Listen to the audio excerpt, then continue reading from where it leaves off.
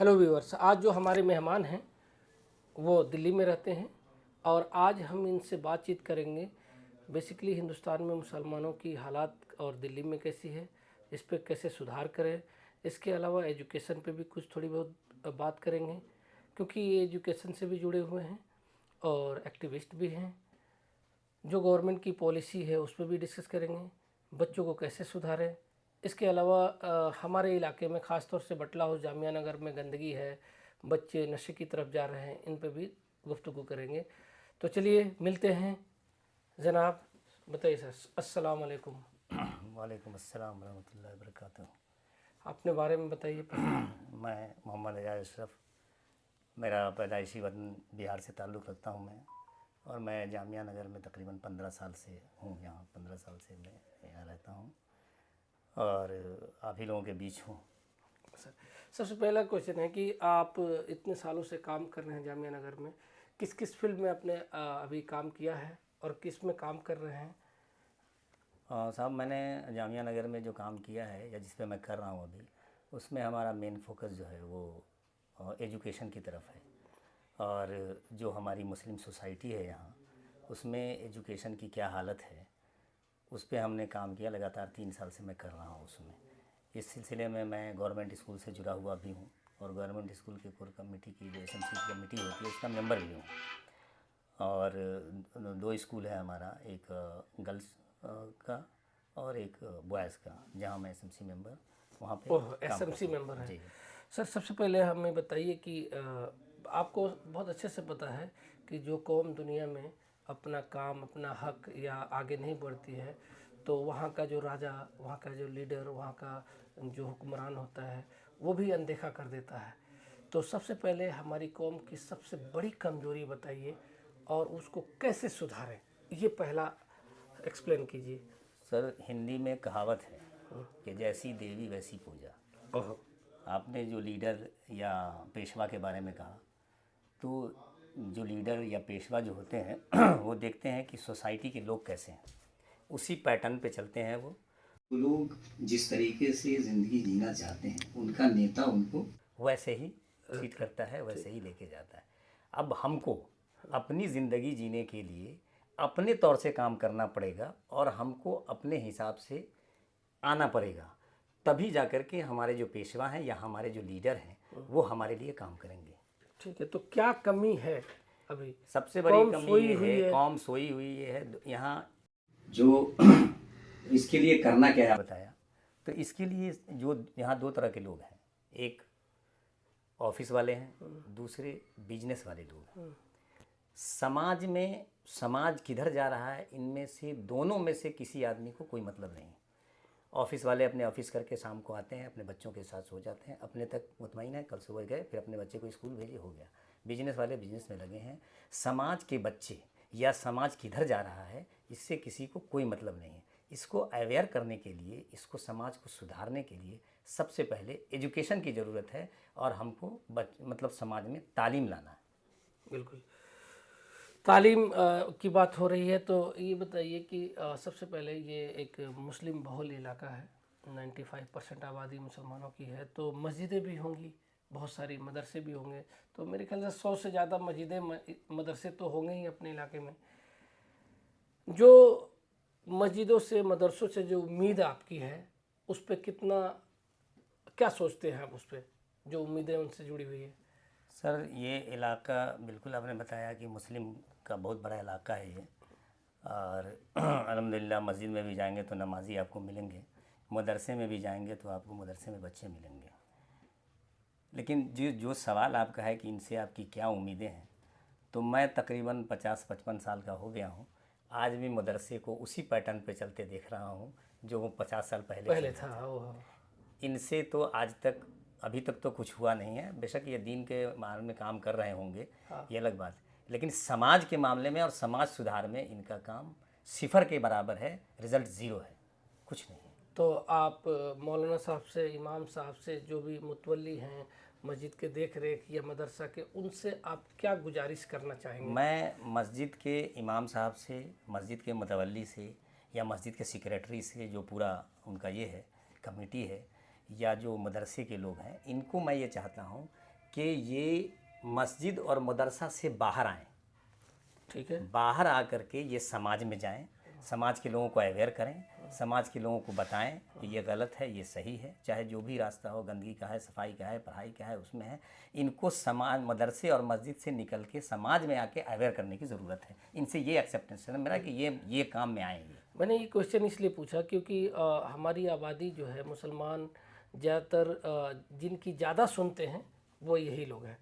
दूसरे नंबर पे प्रोफेशनल्स हैं, एडवोकेट्स, डॉक्टर साहब हैं जो हमारी कम्युनिटी में हैं यहाँ पे, और भी जो ऑफिसर रैंक के हैं, जो पढ़े लिखे हैं, उनसे क्या आप चाहते हैं?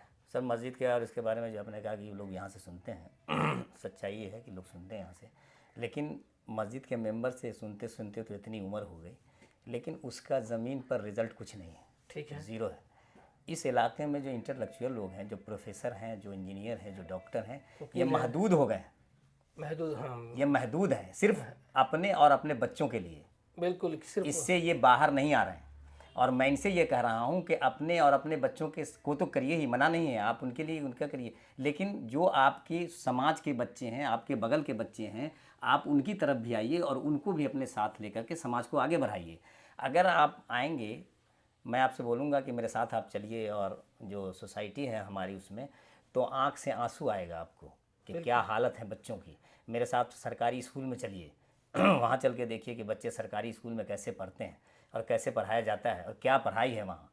आज तक हम ये समझते हैं कि गार्जियन यहाँ से बच्चे को भेज देते हैं, वहाँ चले जाते हैं। सरकारी स्कूल का प्रॉब्लम ये है सर कि वहाँ इंटेलेक्चुअल स्कूल के बच्चे नहीं हैं, वो अपने बच्चों को वहाँ हाई फाई में पढ़ा रहे हैं, उनको तो डबल गार्जियन है, जिसको दोहरा गार्जियन कहते हैं वहाँ। यहाँ सरकारी स्कूल की हालत ये है कि मास्टर साहब का तो मतलब ये है कि अपनी ड्यूटी पूरा कर रहे हैं, असर आकर के चले जा रहे हैं, उनका कोई बच्चा पढ़े ना पढ़े उससे बहस नहीं है। इतना मतलब अच्छा, गवर्नमेंट से तो आप ये उम्मीद छोड़ दीजिए, हाँ, कि गवर्नमेंट आपके बच्चों को पढ़ा देगी। गवर्नमेंट ने इंतजाम कर दिया है, स्कूल भी दिया है, हाँ, बिल्डिंगें भी अच्छी दी हैं, हाँ, टीचर्स भी दे दिए हैं, हाँ, पढ़ाने के लिए भी टीचर अच्छे दिए हैं। मैं कई स्कूल गया हूँ, अच्छे टीचर हैं, लेकिन पढ़ाई नहीं है, पढ़ाई नहीं है।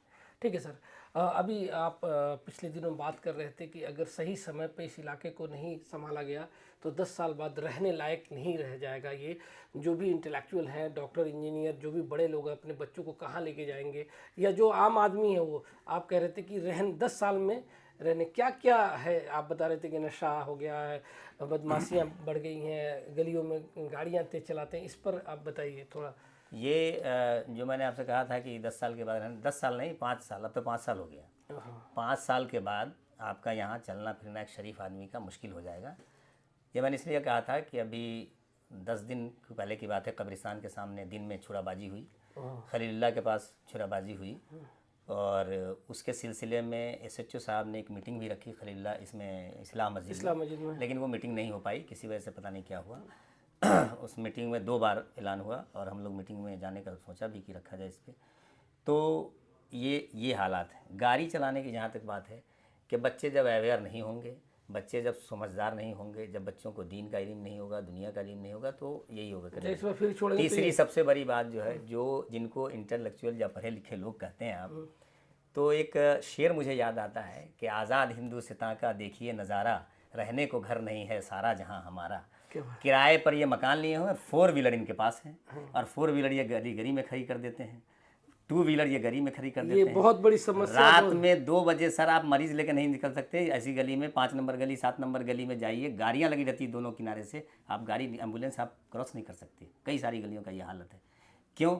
ये जो पढ़े लिखे लोग हैं उनके पास गाड़ियाँ हैं, जाहिल के पास गाड़ियाँ नहीं है, जाहिल के तो चंद लोगों के पास गाड़ियाँ हैं। ये जो हालात हैं, जब तक इस पे काम नहीं होगा, जब तक ये पढ़े लिखे, इस इलाके में सर पढ़े लिखे लोगों को सुधरना है। जब पढ़े लिखे लोग सुधर जाएंगे, अपने आप हमारा समाज सुधर जाएगा। हम इस पर काम करने की बहुत ज़रूरत है। ठीक है, अब आते हैं, इतने सारे कोचिंग्स हैं जामिया नगर में, शाहीन बाग हो गया, अबुल फजल हो गया, कोचिंग इंस्टीट्यूट है, पढ़ाई होती है। मैं ओखला हेड पे भी देखा हूँ कि ये लड़के लड़कियाँ इतना फ्री हो गए हैं सर, इस मुद्दे पे कोई बात करने के लिए तैयार नहीं है। रात को 11 बजे 10 बजे कोई देख रेख नहीं है, कोई जानने वाला नहीं है।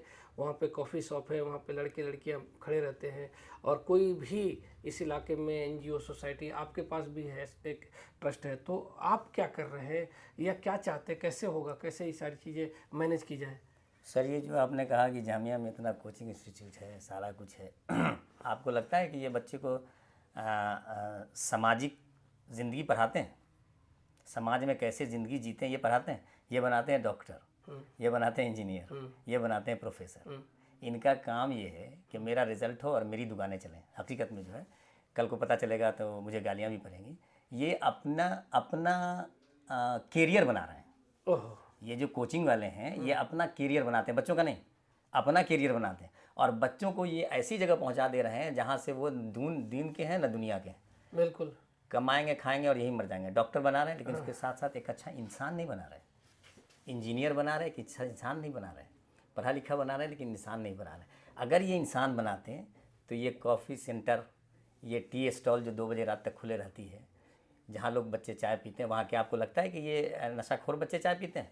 ये सब इंटेलेक्चुअल के बच्चे हैं, जामिया के बच्चे हैं, अलीगढ़ के जो लोग भी पढ़े लिखे हैं वो लोग उनके बच्चे हैं। रात में कोई बटला हाउस चौक पे चले जाइए। मैं कल 5 बजे सुबह, मेरा एक रिश्तेदार कज़न बीमार था तो मैं प्लेटलेट लेके आ रहा था ईस्ट ऑफ कैलाश से। 5 बजे सुबह की बात, कॉफ़ी मतलब चल रहा है और जूस चल रहा है और बच्चे झुंड बना के 5-10 खड़े हैं बटला हाउस चौक पे। ये हालत है कौम की। बताइए। अब ये 5 बजे तक जो जगह हैं वो दिन में जाके क्या करेंगे? दिन में सोएंगे। तो सर ये सोसाइटी का हमारे हालत है। तो कोचिंग वालों के लिए आपका क्या सजेशन है? क्योंकि कोचिंग वो वाले एक देखिए, स्कूल और कॉलेज तो बहुत है, कम है, यूनिवर्सिटी है और 1-2 स्कूल है, तो वहाँ तो एक टाइम बाउंडेशन पर। लेकिन कोचिंग में बच्चों से इंटरेक्ट हो सकते हैं, ये लोग समझा सकते हैं कि रात में इतने बजे, क्योंकि ट्रेनिंग नहीं देंगे, सिर्फ पढ़ाना, डॉक्टर बनाना नहीं, जैसे आप बता रहे थे, एक अच्छा इंसान नहीं बना रहे हैं, तो फिर तो और ज़्यादा ये बढ़ता ही जाएगा। तो इसको क्या बोलना चाहेंगे कोचिंग वालों को? सर कोचिंग की पहले आपने जामिया की बात बताई, तो अभी जामिया में प्रोग्राम हुआ जो वो 100 साल का इस पर एक प्रोग्राम उन्होंने किया। प्रोग्राम का शुरुआती 2 से 3 दिन बहुत अच्छा रहा। तीसरा प्रोग्राम जो एनुअल डे वाला, हाँ हाँ हाँ, कव्वाली का प्रोग्राम किया। ये बड़ा वर्स्ट प्रोग्राम था और इसमें बहुत बुरा प्रोग्राम था। उरियानियत हुई। इसी बीच महाराष्ट्र के एक कोयाली में दिन आए थे यहाँ घूमने के लिए, तो उनको लगा कि हम भी ज़रा जामिया में जाके घूमें। तो उन्होंने जो लिखा है आप भी पढ़ेंगे तो कौम पे आप कहिएगा कि कहाँ जा रही है कौम, जामिया कहाँ जा रहा है। तो वो साहब कह रहे हैं किसी तरीके से मैं अंदर गया, अंदर जाने के बाद ये किया तो जो लड़कियाँ, मुझे तो एक बासलीका लड़कियाँ नहीं दिखी उसमें कोई, उन्होंने लिखा एक भी कपड़े के साथ नहीं। और जो चंद हिजाब या नकाब में मेरे को मिली वो भी मुस्लिम और गैर मुस्लिम लड़कों के साथ हाथ में हाथ डाल के, कंधे पर हाथ डाल के घूमती हुई नजर आई मुझे जामिया में। तो जामिया की तो ये हालत है। अब रही कोचिंग और ये जो हमारी इसकी बात है ना, सबसे बड़ा है सर कि सबसे पहले आपको यहाँ इंसान बनाना पड़ेगा और आप इंसान बनाइए और बच्चों को दीन से भी जोड़िए और दुनिया से भी जोड़िए। उसमें ये मैं नहीं कहूँगा कि सिर्फ आप मुसलमान बच्चे पढ़ा रहे हैं तो उसी को दीन से जोड़िए, जो गैर मुस्लिम को पढ़ा रहे हैं उसको भी बोलिए कि तुम अपना मज़हब पढ़ो, कि तुम्हारा मज़हब कहता क्या है, तुमको तुम किस हिसाब से चलोगे, तभी आपका एक अच्छा सोसाइटी, एक अच्छा ये बनेगा। अब थोड़ा सा नेचुरल प्रकृति पे, हम जामिया नगर में जितने इलाके हैं ऑलमोस्ट सब नाम जानते हैं, ओखला विहार, हाजी कॉलोनी, गफ़ार मंजिल, बटला हाउस, जाकिर नगर, शाहीन बाग। आप अगर देखें पूरा के पूरा, और यहीं थोड़ी दूर पे जाए न्यू फ्रेंच कॉलोनी या नोएडा या यहाँ पे कैनाल कॉलोनी, तो ग्रीनरी है, पेड़ पौधे हैं। आप क्या अंतर पाते हैं? पॉल्यूशन क्यों नहीं यहाँ ज़्यादा हो? लोगों को अस्थमा क्यों नहीं ज़्यादा हो? आप बताइए, कहीं पर मस्जिद के सामने या कहीं पर किसी ने कोशिश ही नहीं की या कोई कोशिश ही नहीं करना चाहता है आप अपने NGO ट्रस्ट की तरफ से कि प्लांट लगाया जाए, प्लांटेशन किया जाए, ताकि हमारे वहाँ भी ग्रीनरी हो, पेड़ पौधे हों। पॉल्यूशन की बात आपने कहा तो सबसे पहले मैं इस पर आता हूँ। ये थोड़ा सा मेरे बोलने से मेरा नुकसान है, लेकिन मुझे कोई फ़र्क नहीं पड़ता। यहाँ जो गलियाँ बनती हैं, ये गलियाँ गवर्नमेंट ने प्रोजेक्ट दिया हुआ है और गवर्नमेंट अच्छा खासा पैसा भी देती है। यहाँ जो गलियों में सीमेंट यूज़ होता है और बालू, इसको रेता हम लोग बोलते हैं, रेता यूज़ होता है, ये देसी है। इसमें मसाले सही तरीके से लगते नहीं हैं। आप अगर देखे होंगे तो ये सूखते ही इसमें से डस्टिंग शुरू हो जाती है। हाँ, बहुत ज़्यादा, जो आप सड़क पर चल नहीं पाएंगे। यही चीज़ अगर आप NFC में चले जाएंगे, यही काम NFC में होता है, तो वहाँ ये डस्टिंग आपको नहीं मिलेगी। अगर आपने घर में सफ़ेद कलर का पंखा लगा रखा है, 1 हफ्ते के बाद उस पंखे की हालत देखिएगा क्या हो जाती है। बिल्कुल बिल्कुल। वही पंखा 15 दिन ख़राब नहीं होता वहाँ, वो सही रहता है। एक तो ये है कि यहाँ जो काम है गवर्नमेंट की तरफ से, ये तरीका है। दूसरा है सफाई के मामले में गवर्नमेंट ने आपको सारी फैसिलिटी दे रखी है। गाड़ियाँ भी आती हैं, झाड़ू लगाने वाला भी आता है। गवर्नमेंट आपके घर से उठा के गाड़ी पे नहीं रखेगी। गवर्नमेंट आपके घर से गाड़ी पे उठा के नहीं रखेगी, ये आपको करना पड़ेगा। इलाके की सफाई और सुथराई के लिए वो ये है कि उस कौम की हालत कभी नहीं सुधरी जिसने अपनी हालत सुधारने की कोशिश नहीं की। तो हम अपनी हालत सुधारने की कोशिश नहीं कर रहे हैं, हम बिगाड़ने की कोशिश में हैं। हम कूड़ा फेंकते हैं ऊपर से। अभी चले जाइए, नफीस रोड पे झाड़ू लग गया सुबह को, लेकिन 10-11 बजते बजते आपको वो कूड़ा इसका सॉफ्ट ड्रिंक का डब्बा ये वो बच्चे पीते देखते चले जाते हैं, वो वैसे ही दिखेगा। तीसरा है जो आपने पेड़ पौधे की बात करें, किसी ने अभी तक शुरुआत नहीं की। किसी ने शुरुआत, यहाँ तो भाई हमारे घर में टाइल्स कितना अच्छा लगता है, कालीन कितना अच्छा बिछा रहे हैं, ताकि आप आइएगा तो मेरी तारीफ करिएगा। हम पेड़ पौधे पे हमारा ध्यान नहीं जा रहा। वहाँ हर एक आदमी अपनी उम्र के साथ पेड़ लगाता है। अगर उसकी उम्र 50 साल है तो तकरीबन उसने 20 पेड़ लगा ही दिया होगा। इस सिलसिले में जमात इस्लामी ने एक मुहिम शुरू करी थी अभी, जो पेड़ लगाओ वाला, उसमें इन्होंने अच्छा काम किया, बच्चों को अवेयरनेस भी किया और पेड़ भी लगाए वहाँ जा करके। तो इन सब चीज़ों में पेड़ वेड़ लगाने में हम लोगों को अवेयर होना चाहिए, हम लोगों को इस पर काम करना चाहिए। अब आते हैं, अब टाइम भी नहीं है आपके पास, तो आते हैं कि हमारे जो यहाँ के हुक्मरान हैं, जामिया नगर जो हमारा MLA, काउंसलर, नेता, छोटे मोटे नेता, सदस्य जो भी हैं, इससे क्या एक्सपेक्ट करते हैं और क्या ये लोग अपने काम में आज तक खरे उतरे हैं, क्या कमियां रही हैं और क्या आप चाहते हैं ये सुधार करें यहाँ पे? सर इसमें है कि आपने कहा, उस पर भी एक शेर है कि जहाँ हाकिम ही जल्लाद हो वहाँ सयाद क्या करे। क्या बात है, क्या समझा? तो यहाँ के जो हमारे हाकिम हैं, हमारे लिए नहीं, हमारी कौम के लिए इस इलाके को ऐसा दिया गया, लोगों ने चुन के ऐसा बनाया कि इसको हज़रत उमर रज़ी अल्लाह ताला अन्हु की झलक दिखनी चाहिए थी यहाँ पे। बिल्कुल। और दूसरे इलाके के लोग ये जानते कि बटला हाउस में एक ऐसा MLA है, एक ऐसा MP है जो इस इलाके को ऐसे बनाया, उनको तरस आनी चाहिए कि भाई ये इलाका भी हमारा ऐसा हो। लेकिन ये 15 साल तकरीबन हमारे MLA साहब को मिला, उसमें मुझे कोई झलक नहीं दिखी। ये उम्र का झलक दिखनी चाहिए थी, लेकिन उसके बरक्स है कि अगर आप इस इलाके से बाहर निकल के जाएंगे तो सिर्फ शिकायत और गालियाँ के अलावा कुछ नहीं मिलेगा। हमको लोग जिस नज़र से देखता है, बटला हाउस से आते हैं आप, ये बल पड़ता है उनके पेशानी पे, एक बल पड़ता है। कूड़ा हाउस नाम रख दिया, कूड़ा हाउस, बटला हाउस। कहता है कि आपके तो जिस इलाके में चले जाइए, अगर कूड़ा दिखता है तुम समझ जाइए कि मुसलमान का इलाका है। हम लोगों ने ये समझ लिया है, ये लोग कहते हैं। और एक जानकारी शेयर करनी है, ये बात सही है कि हुक्मरान जो चाहे तो बहुत कुछ बदल सकता है, लोग भी सही हो सकते हैं। एक यूपी में कोई जगह है जिसके प्रधान कोई मुस्लिम है, स्कूल को ही AC बना दिया है पूरा, उसको इनाम भी मिला है, योगी जी ने दिया है। स्कूल हर रूम में AC लगा हुआ, कमरे, ग्रीनरी, पेड़ पौधे, एकदम प्राइवेट स्कूल से भी 10 गुना अच्छा बनाया है। नाम नहीं याद आ रहा है, लेकिन कोई प्रधान जी है और वो पूरा के पूरे गांव में सड़कें, पूरा सिस्टमेटिक वे से बिजली पानी सब उसने सिर्फ 5 साल में करके दिखा दिया। सर आप उनके बारे में तो मैं पढ़ा नहीं हूँ, लेकिन हमने बिहार में एक जिला परिषद, सर जानते होंगे आप, तो जिला परिषद होता है और एक पंचायत समिति भी होती है। एक आदमी खान साहब हैं, पिछले 20 साल से हैं वो।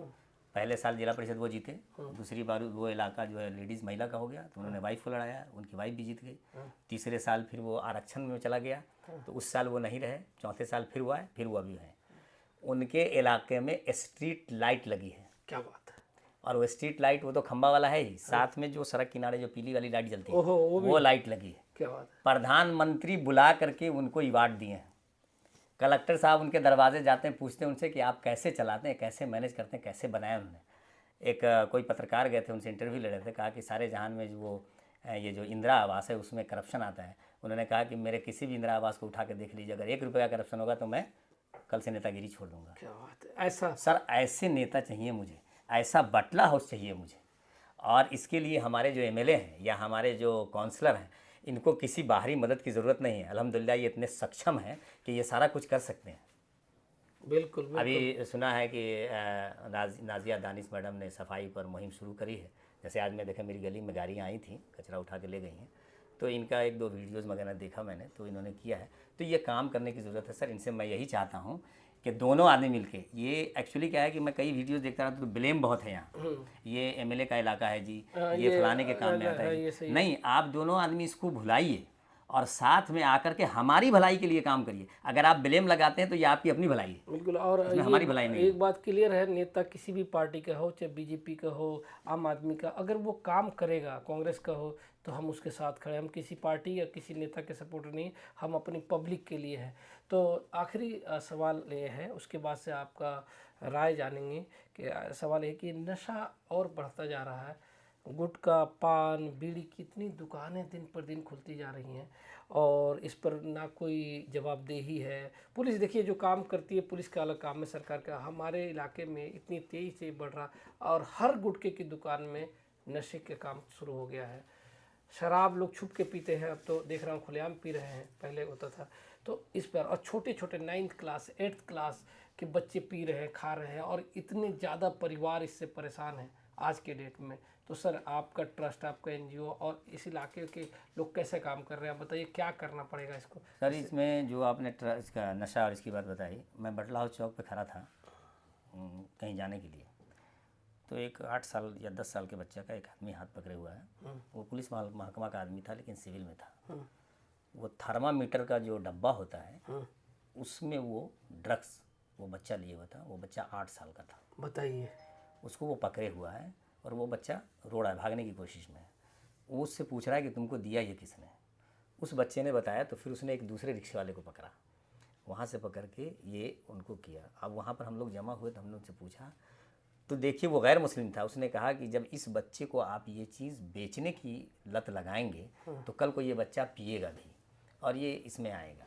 दुकान की बात आपने कहा, दुकान में एक सॉफ्ट ड्रिंक आ रहा है जिसको बोलते हैं फिजी, हाँ। और उसके साथ अभी कई सॉफ्ट ड्रिंक हैं, मुझे याद नहीं है। ये सारे अल्कोहल सहित हैं, रहित नहीं है, सहित हैं। हाँ, ये इसमें अल्कोहल है और बच्चे यहीं से शुरू कर रहे हैं और इनको गार्जियन शौक से खरीद के पीने के लिए दे रहे हैं। ये धीरे धीरे आदत लग करके ऊपर जाने के बाद ये नशे के आदी हो रहे हैं, वो है। तीसरा जो ड्रग्स का मामला है, आपने सिर्फ दुकान तक नहीं, ये मेडिकल स्टोर तक भी है। अगर आप जाएंगे काम करेंगे तो ये वहाँ भी घुस गया है। आप देखेंगे कि एक मेडिकल स्टोर आज खुलता है, कल के दूसरा हो जाता है, तीसरा हो जाता है। कितना आदमी बीमार है यहाँ, ये तो पता ही है। तो जो हमारा ट्रस्ट है, हम इस पर एक कमेटी बनाना चाह रहे हैं कि हम इसमें कुछ लोगों को इलाके के जो ना, देखिए इस काम को करने के लिए हमें गालियाँ भी पड़ेगी, मार भी खाना पड़ेगा, फिजिकल भी नुकसान होगा और पैसे भी लगेंगे। तो एक्चुअली इन चीज़ों से हमारा समाज, हमारे समाज के जो लोग हैं वो भागते हैं। अब हम जा रहे हैं यहाँ पर, किसी साहब को बोल देंगे कि भाई तुम नमाज़ नहीं पढ़ते हो, तो मुझे गालियाँ दे देगा, एक थप्पड़ मार देगा, तो लोग बोलेंगे कि मेरा समाज में इज्जत नहीं रही। लेकिन आपका काम हो गया, अल्लाह के यहाँ आप जवाब दे नहीं रहे, आप फ्री हो गए कि तुमने मेरा वहाँ रोका था। इसको लोग अपने अंदर ला नहीं रहे हैं। जब तक कि हम अपने अंदर नहीं लाएंगे कि मेरा वक्त भी ख़राब होगा, मेरे पैसे भी लगेंगे, मुझे मतलब फौरिया बेइज्जती भी होगी, तो फिर आप इसमें काम नहीं कर सकेंगे। इसमें काम करने के लिए हमें इन तीनों चीज़ों को धो करके और ले करके तब हम आएंगे। तब हमको समाज में, हम बना रहे हैं कमेटी इस तरीके की, हम डोर टू डोर जाकर के लोगों को अवेयर करेंगे कि ये गलत है, ये सही नहीं, आप अपने बच्चों को पढ़ने की तरफ भेजिए, इन सब चीज़ों से रोकिए। और दुकान पर गिरफ्त होनी चाहिए, लोकल जो लोग हैं उनकी पकड़ होनी चाहिए कि भाई ये सब चीज़ें वहाँ नहीं बिकनी चाहिए। इंडिया का एक गाँव है, मैं गाँव का नाम भूल रहा हूँ, उस पूरे गाँव में घूम जाएंगे आप, गुटखा नहीं मिलेगा, गुटखा नहीं बिकता उस दुकान पे, गाँव में सिगरेट नहीं मिलता उस दुकान में। क्या बात है। और उस गांव की का जो मैनेजमेंट मस्जिद के, मैं वो इमाम चाहता हूँ, वो इमाम चाहता हूँ। उन्होंने एक ऐसा फॉर्मेट बनाया हुआ है कि अगर बगल में मैं आपके बराबर में रहता हूँ और आपको मुझसे तकलीफ़ हो गई तो आप मेरे को डायरेक्ट नहीं बोलेंगे, आप इमाम साहब के पास जाएंगे, इमाम साहब को बोलेंगे कि मुझे अयाज से तकलीफ़ है या इंसाफ से तकलीफ़ है, तो इमाम साहब मुझे बुलाएंगे या इमाम साहब खुद उनके घर जाते हैं और कहते हैं देखिए आपने किया, ये गलत नहीं है, ये गलत है, और आप मिल के रहिए, साथ में रहिए। इवन वहाँ शादियाँ में गाना भी नहीं बजता, देग नहीं बजता। अगर आपने बजा दिया है तो मैं जाके इमाम साहब से शिकायत करूँगा, इमाम साहब जाके बोलेंगे, इमाम साहब मना नहीं करते वहाँ, देखिए कैसे इमाम साहब चलाते हैं, वो जाके कहते हैं कि ये आपने अपने सुनने के लिए बनाया है, तो आप अपने घर में उतनी ही आवाज़ में बजाइए जितना आप सुनते हैं, सुन सकते हैं। और ऐसा मोटिवेट करते हैं इमाम साहब कि खुद उतार पतार के बंद कर देता है। इमाम साहब का भी वर्क है, तो इमाम साहब का वर्क है वहाँ, वो इमाम चाहिए मुझे, वो इलाका चाहिए। हम अयाज भाई का शुक्रिया अदा करते हैं कि आए, और कुछ चीज़ें हैं ध्यान से सुनिए आप। हमारा मुहिम है कि कम से कम हम जामिया नगर को तो उस लाइन पे ले आए, सुधारें, और जो नशा है, जो और चीज़ें हैं, जो रात में देर तक जगना है, जब तक आप साथ नहीं देंगे, और साथ देने का कई तरीके हैं। एक आदमी अगर वर्किंग में है, उसके पास समय नहीं है, तो वो धन से साथ दे सकता है, पैसे से दे सकता है। एक के पास टाइम है, नॉलेज है, कोई पढ़ाना जानता है, हर तरह से हमारा साथ दीजिए, वीडियो को आगे बढ़ाइए। और जो आखिरी रिक्वेस्ट है कि जिस दुकान पे गुटखा, बीड़ी, सिगरेट बिकता है सर, वहाँ से सामान लेना बंद कीजिए। और जो लोग गुटखा, बीड़ी ये खाते हैं, उनका धीरे धीरे बाइकआउट कीजिए, समझाइए, काम कराना बंद कीजिए। उन लोगों के पास जाइए या उन लोगों को ढूंढिए जो नहीं करते हैं। जैसे मान लीजिए कोई गुटखा खाते समय आपके बात को समझ के चेंज हो गया, तो उससे काम कराइए। पहली बात, गुटखा वालों से, पान वालों से, सिगरेट वालों से, नशा वालों से मैं एक रिक्वेस्ट कर रहा हूँ, अगर वो 10 साल तक ये सब छोड़ दें तो वो एक डॉक्टर से ज़्यादा अमीर हो जाएंगे। किस तरीके से, वो अगली वीडियो में बताया जाएगा। फ़िलहाल आप जितना सपोर्ट करेंगे, सपोर्ट करिए, शेयर कीजिए और दूसरे लोगों को ये सब्सक्राइब कीजिए। अगले नए मेहमान के साथ मिलेंगे। हमारा सिर्फ छोटी सी कोशिश है कि हम लोगों को अवेयर करें और रहने लायक जगह बनाएं, लोगों में एकता आए, देश आगे बढ़े, देश बढ़ेगा, लोग बढ़ेंगे, मोहल्ला बढ़ेगा, इलाका बढ़ेगा, स्टेट बढ़ेगा, डिस्ट्रिक्ट बढ़ेगा तो देश। और हम देशभक्त लोग हैं, बार बार मैं कहता हूं। और इसी के साथ मैं ख़त्म करता हूं। Thank you for watching.